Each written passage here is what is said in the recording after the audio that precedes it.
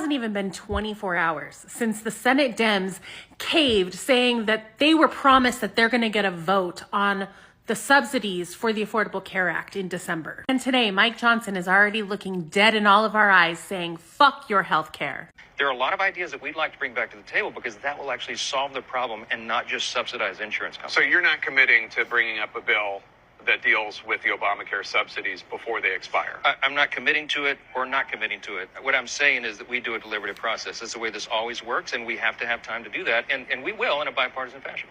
This is why we said hold the line. This is why we said do not cave. If we move forward with this continuing resolution, what causes them to hold this vote? Absolutely nothing. What, they'll be made to look like liars? Shit, they do that on a daily basis. You think that that phases them at this point? Political norms? Are you fucking kidding me? Look what is happening in this country. And I swear to God, if I hear one of those 8 senators say a single goddamn thing about fighting, get wrecked. Get all the way wrecked. MAGA Mike looked off. He looked scared. His voice was cracking. And it was a day where, you know, you would think that maybe he'd be spiking the football. I don't know. But he refused to answer questions from the press.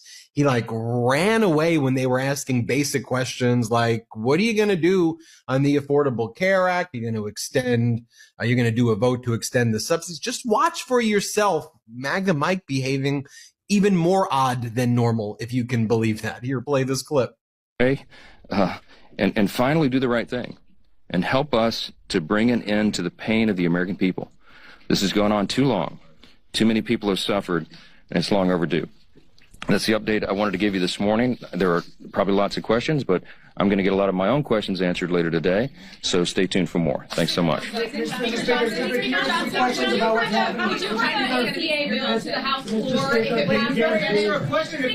mean, you're the Speaker of the House, man. What do you mean you're going to get some of your own questions answered later in the day? Like, aren't you supposed to be like the guy? Like, aren't you the guy who answers the questions for other people? So then Manu Raju from CNN tried to catch up for him as he was walking to his office. And again, very odd. Here, play this clip.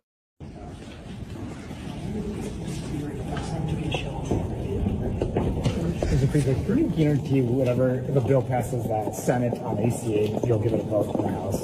Look, we're going to do in the House what we always do, and that is a deliberative process. We find consensus on whatever the proposal is. As you know, I do not guarantee the outcome of legislation or dates or deadlines or anything. I got members of that is what we will do. But it's not exactly as I always do. But it's not guaranteed. No, I can't hear you. Mike Johnson, at it again. The old guard has been repudiated, and the radicals are taking over the Democratic Party. We have evidence now every day. Yesterday, Jared Golden announced he would not be running for re-election in the state of Maine. He's a moderate, and he has no place in his party anymore. Oh my God, you're so full of shit. Jared Golden stated he wasn't running for re-election in Maine because of a toxic political environment, that he could spend more time doing good with his family, and because him and his family have received threats within his district, which, you guessed it, is heavily a red area. They all voted for Trump. Oh yeah, you go on. And then this morning, you saw the headline. Former Speaker Nancy Pelosi has now announced her retirement this morning. That is a very important sign that I hope that you all will delve into. Even the famous San Francisco liberal is not far left enough for the neo-Marxists. Dude, she's 85 years old. 85 years old. If she wasn't retiring, you'd be coming on here blasting her for being too old to be in Congress, saying that she's awful and that she should retire. But instead, you're using it as an opportunity to push your agenda and your narrative. Okay. We commend her for her services. We all do. Oh, you sure about that? All of you? I think she's an able woman. I'm glad she's retiring. I think she did the country a great service by retiring. I think she was a tremendous liability for the country. And on Dick Cheney. I thought she was an evil woman who did a poor job, who cost the country a lot in damages and in reputation. I thought she was terrible.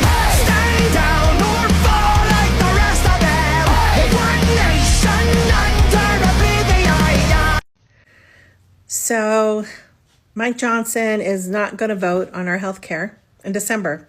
Surprise, surprise. Those Democrats were stooges, obviously.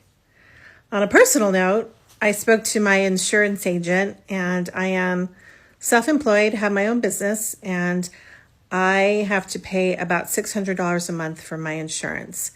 I just heard today that for the same exact insurance, it's going to go up $850 a month. That's a lot of money. I can pay that. However, imagine all those other people, or a lot of people, that can't afford those huge hikes. And that's what's coming. That is definitely what's coming.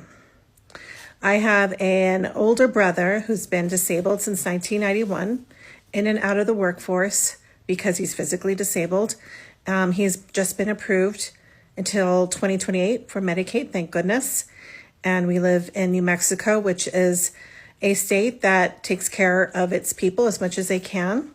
But I cannot imagine how many other people out there aren't going to be able to afford their health care or get a letter saying they no longer have Medicaid or some Medicare benefits. It's going to be horrible. So I hope that collectively, as Democrats and Republicans continue to put pressure on our congressmen, because I really feel that there is fight in the air.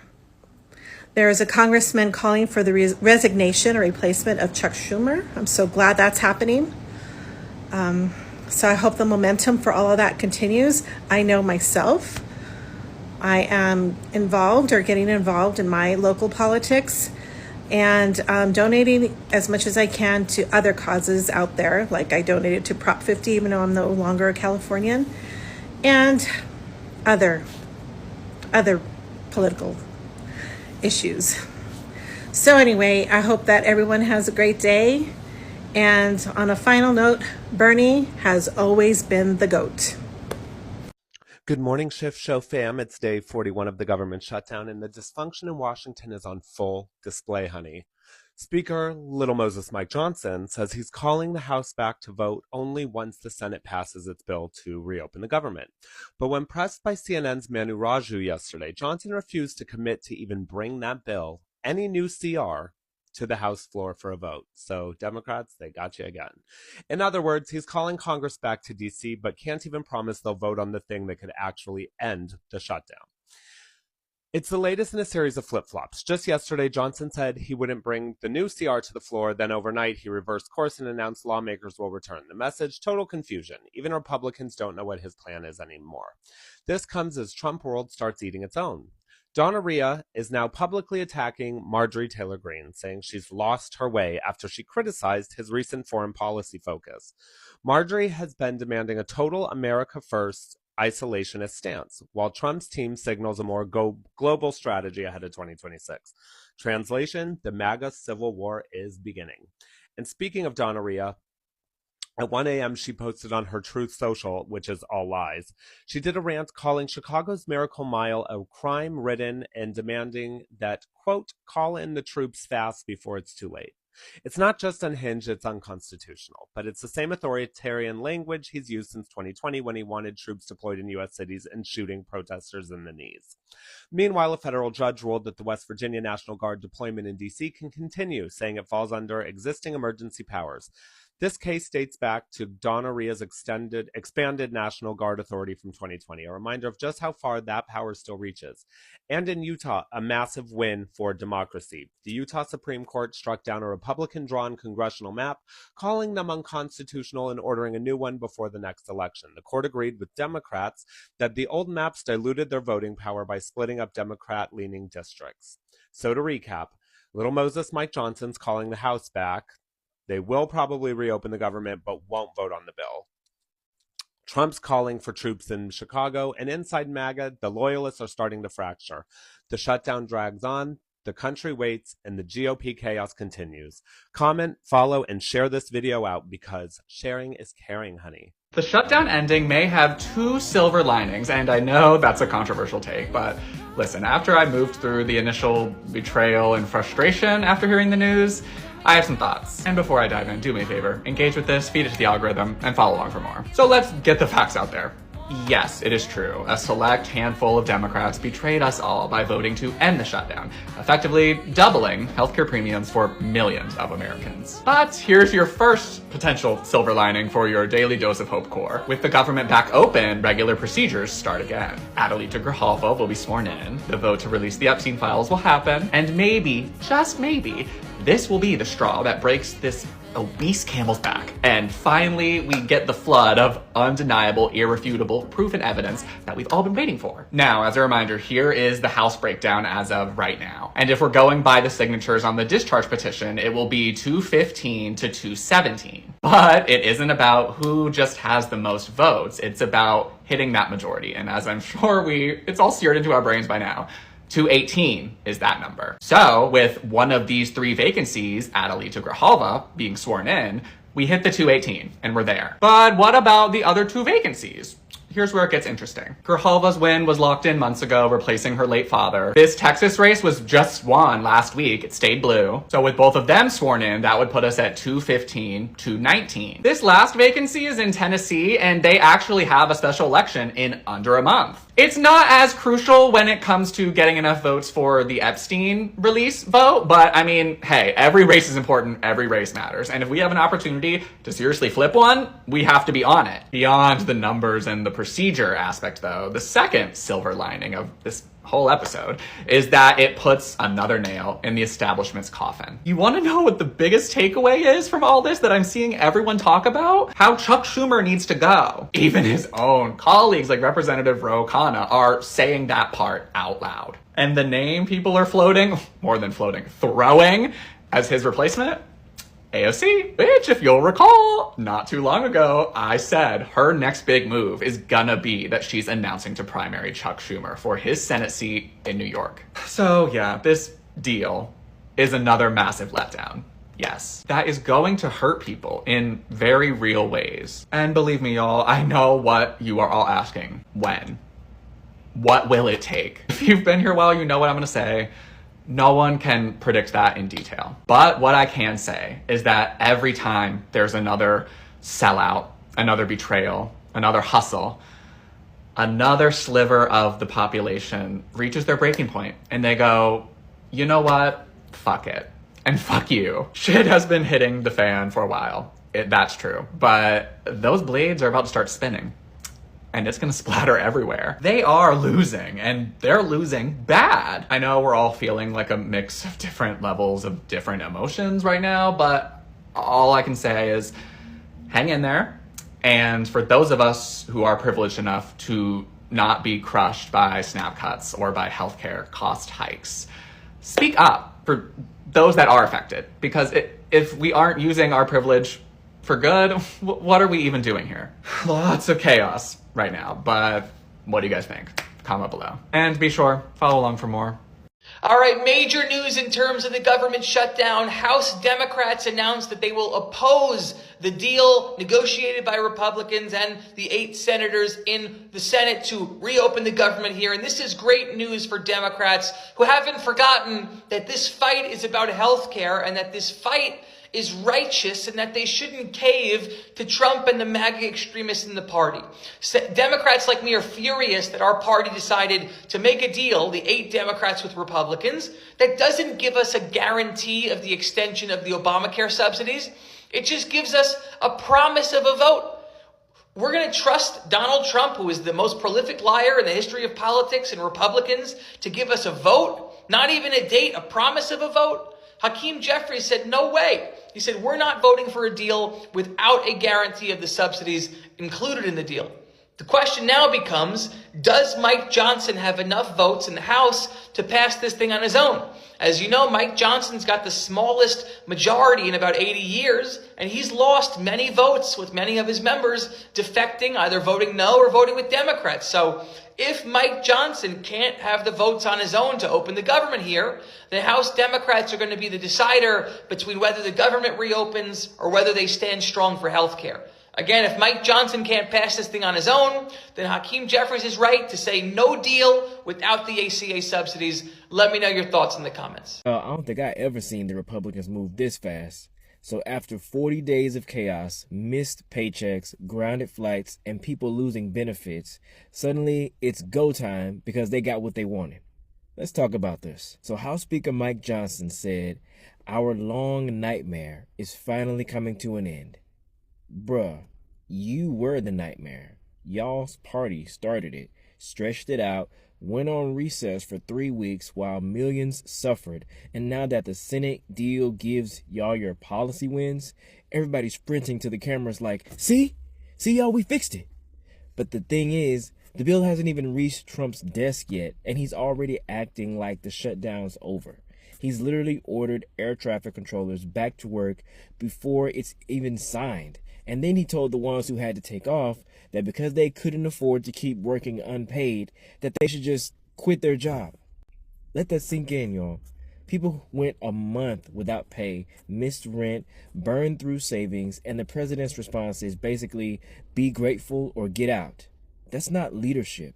That's cruelty. And this deal, again, it doesn't even fix the problem long term. Most agencies are only funded until January 30th. But the parts that the Republicans care about are Veterans Affairs, Agriculture, and Congress itself. Those are funded through next September. So they make sure that they're good. So Mike Johnson is calling it a victory. And of course it's a victory. He gets to wash his hands, hand Trump the narrative, and say, see, Democrats were the reason this nightmare lasted so long. They light the fire and then sell you the water. So yeah, they're calling it a victory. But look at what they actually did. They dragged this country through 40 days of pain just to end up funding their priorities through next year and leaving everyone else on the clock. They get the stability, you get the uncertainty. And when things start breaking down again, they'll say, see, Democrats failed. Nuh-uh. The failure was the plan. MAGA Mike Johnson was just chased out of Congress by reporters for his insane new shutdown announcement. After the longest government shutdown in American history, several Democrats in the Senate have agreed to break the deadlock with a bipartisan bill. And now, Mike Johnson is threatening to stab everyone in the back the second the shutdown ends. I didn't think MAGA Mike could get any more despicable, but I stand corrected after today. So keep watching to see how the shutdown bill could go up in flames, and don't forget to leave a like and subscribe for more. So as you may have heard, the government shutdown will end this week as several Democratic senators abandoned the cause and are working with Republicans to pass their spending bill. After putting up a historic fight, just a few Democrats with no backbones are giving up on fighting the MAGA agenda. At 41 days and counting, the longest government shutdown in U.S. history is not over yet, but the end could be in sight. A group of Democrats and one independent crossed the aisle last night to make a deal with Republicans. It still needs final approval, but the government could reopen as soon as this week. Congressional correspondent Lisa Desjardins has more. In the Senate today, a question of time. Majority Leader John Thune pushing for speed. Mr. President, after 41 days, I'm grateful to be able to say that we are close to getting the government reopened. And again, I ask all of my colleagues on both sides of the aisle, of both parties, to make it possible for us to quickly pass this bill. This after a breakthrough last night. On this vote, the yeas are 60 and the nays are 40. A shutdown deal getting exactly the votes needed to get over a Senate hurdle. 7 Democrats and 1 independent voted with Republicans to advance the idea. It was our judgment, after 6 weeks, going on 7 weeks of this shutdown, that path wasn't working. We can open the government and we can still fight to address this looming healthcare crisis. Now, I'd love to spend the rest of the day talking about these Democrats who are literally abandoning millions of Americans to skyrocketing healthcare costs, but there's an even crazier story behind this deal. You see, as a part of the agreement to reopen the government, Senate Republicans promised Democrats that they would negotiate on lowering healthcare costs next month. But before the deal has even been signed, Mike Johnson is hinting that he plans on stabbing Democrats in the back at the first chance he gets. Johnson started off this week by calling all congressmen back into Washington as soon as possible. After telling Republicans to take a month-and-a-half-long vacation, Johnson got up on the stage today and complained that Democrats weren't in Congress. So, air travel has been grinded to a halt in many places. And as of Sunday, nearly half of all domestic flights and U.S. flights were either canceled or delayed. And it's a very serious situation. So I'm saying that by way of reminder. I'm stating the obvious to all my colleagues, Republicans and Democrats in the House. You need to begin right now returning to the Hill. We have to do this as quickly as possible. We look forward to the government reopening this week so Congress can get back to a regular legislative session. We have a lot of business to do, as you all know, and we will be working in earnest. There'll be long days and long nights here for the foreseeable future to make up for all this lost time that was imposed upon us. I want to close with something that's important.